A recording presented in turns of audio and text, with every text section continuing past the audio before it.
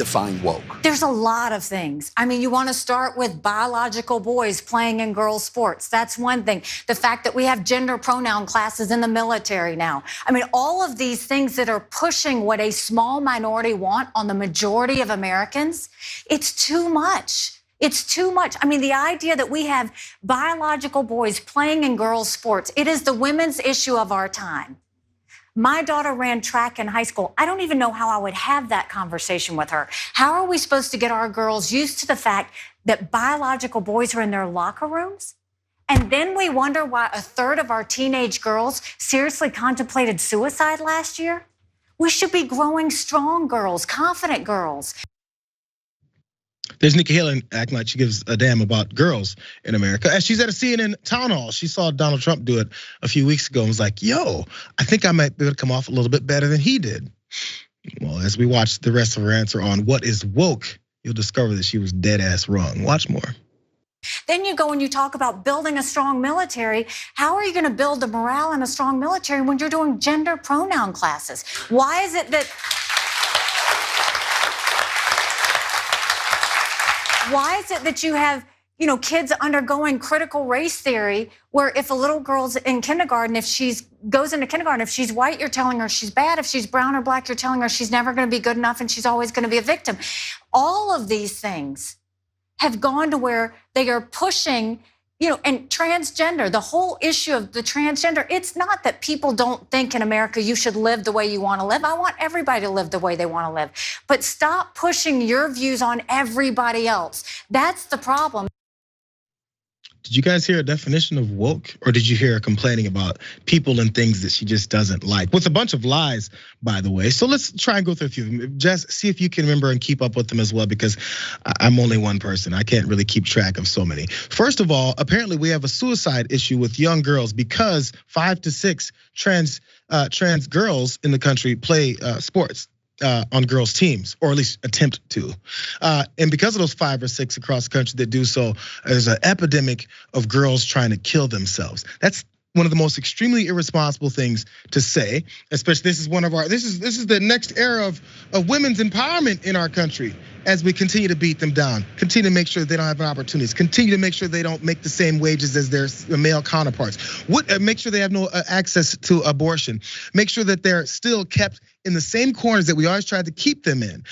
Make sure that when they get assaulted, that we're not actually checking out from the assaulter's point of view, but actually blaming the victims. None of that has anything to do with everything else. It's about 5 or 6 trans teenagers that want to play women's and girls' sports. That's the problem in this country. But she'll say it with a straight face on CNN. Also, by the way, the same strawman arguments that CRT is being taught in kindergarten, and that a little 6-year-old will come in and be like, I think I'm the worst thing ever, and now my black classmate is better than me.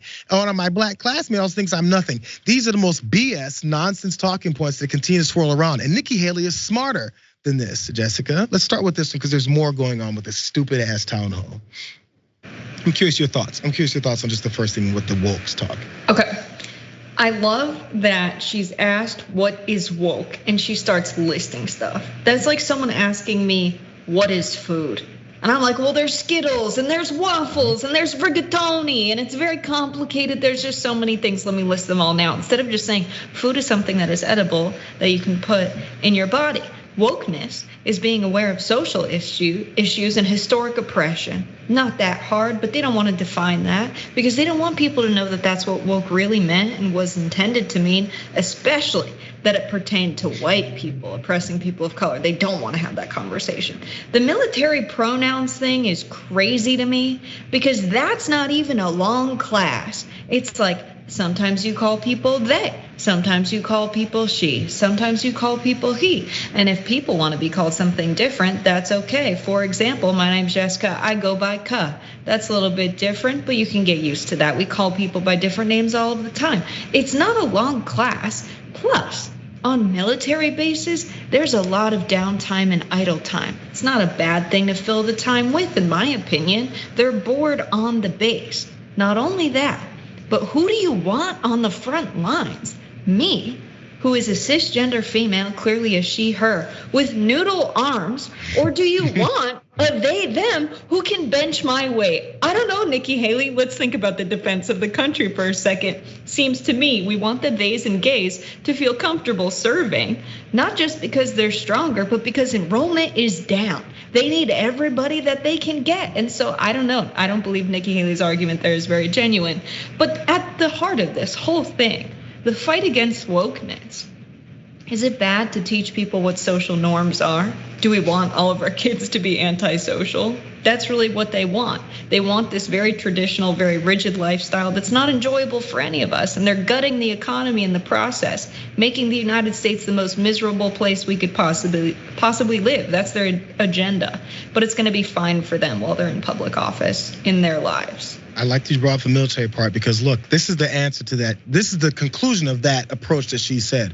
Military enrollment is down, morale is down. They like to say that about the military, even though they've talked to no one there about it. And then when they say that, they go because of these classes of they, them, she, her, he, him, right? So our military is so damn weak, so mentally weak, that they go to a 30-minute class and be like, yo, there's pronouns, and it comes to people who that's the way that their identity is. And then everyone in this military, this hardcore, badass military, the strongest the world has ever seen, goes, oh, he, him? Oh my God, I don't think I can fight. What a weak ass military. What an indictment on our military. They keep talking about how great we are. That's weak as hell. That's weak. That's weakness. They can't handle that? Because 10-year-olds can handle it. Let's move on to the next stupid ass thing that she said. By the way, maybe she's handing a little bit of a change. This is her on the middle road. She's talking about abortion rights. I think we can all come together and say any woman that has an abortion shouldn't be jailed or given the death penalty. Can't we start there? Can't we start there? Because what? Oh my God, middle ground. Can we start where women who seek to have abortions don't get the death penalty or jailed? The reason Nikki Haley has to bring that up as a middle ground is because there's this party, I can't think of the name of it, that is proposing policies that would jail women who are seeking abortions and then execute women that would seek abortions. You have to bring that up because your party is proposing it. So that middle ground is coming from the extreme violent people that you're looking to support and continue to ask for their vote for. That's why instead of following up with that supposedly middle ground starting point, she says this when it comes to folks that have non-viable pregnancies and they're carrying a fetus that is not gonna make it. This is her thoughts on it. Remember her talking about no more death penalties and stuff like that? Watch. When you see the practical effect of some of these laws passed in Florida, passed in Texas, where women who have fetal abnormalities, and with a child that will not live, and they're forced to carry the child to term, and the like. You've seen these stories in the media, I'm sure.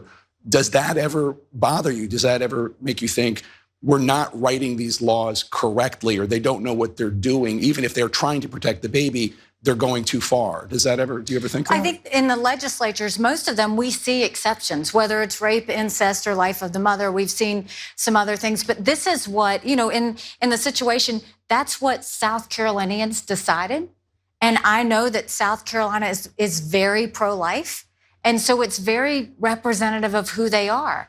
There are some other states that have gone more the abortion side. And like I said, I wish that wasn't the case, but that is who they are. And I think that that's what we're seeing democracy at work. That's what we need to have. It's democracy at work. Some states look to oppress people and not give them normal rights, and others do. I don't like those ones. It's just democracy at work. The reason I brought that up, you guys, is because then, by the way, it's talking about the non-viable pregnancies, and it's just an okay thing. South Carolina is very big on life, except when there's a non-viable pregnancy, then we act like it's life, and actually will risk the mother's life, risk the mother's potential reproductive systems later on. We've seen these stories. We know how it works. But people who don't give a damn about the constituents that they're talking about, they ignore those facts. Again, listen to what she's saying about states' rights. Some are okay with it and some aren't. I disagree with that, with going for that approach, but that's where she stands. Now, what about when she's asked about a 6-week abortion ban that she would or would not sign as president of the United States? That's outside of states' rights. I wonder where she thinks along those lines. Watch. If a 6-week ban theoretically came to your desk, would you sign it? But why? I will answer that when you ask Kamala and Biden if they would agree to 37 weeks, 38 weeks, 39 weeks. Then I'll answer your question. Sounds like a cowardly deflection, which also shows that if you had a 6-week abortion ban show up on your desk, you just might sign it. And if you do that, doesn't that eliminate those states' rights issues that you were talking about and how we should respect them, Jessica? I'm just wondering. I can't follow. No consistency here whatsoever. We can never expect that. The one thing we can expect that is consistent is hypocrisy with them. What I love about this is they're not in the chairs. They're standing in front of the chairs. It makes me wonder, because I didn't tune in for the whole thing because I care about my mental health. But I wonder if they just got really passionate and they just both stood up and then they just did the rest of the thing standing. I don't know what happened there. But suddenly Nikki Haley is not for women going to jail or facing the death penalty if they have an abortion. And she says we can start there. But where are we going? If that's the start, where does Nikki Haley want to go? She doesn't tell us. That's a mystery. She just says, you know what? Actually, I would very much like power. So now I'm against this thing because it's very unpopular. And I would like for you to vote for me. Just like with the wokeness thing, she says wokeness is this great big problem. DeSantis is fighting the woke mouse, Disney. But she says Disney can come to South Carolina. So she's only against wokeness so long as it's not something that can bring her money. Then she's totally down for it, because guess what? That's going to increase the tax revenue and that's going to make her look really good as the governor of South Carolina. So you can see that the only consistency with these folks are what gives them money and what gives them power. She's very calculated. It's all there is to it. And the sad part is I hope everyone can see how transparent she is. I'm done with Nikki Haley.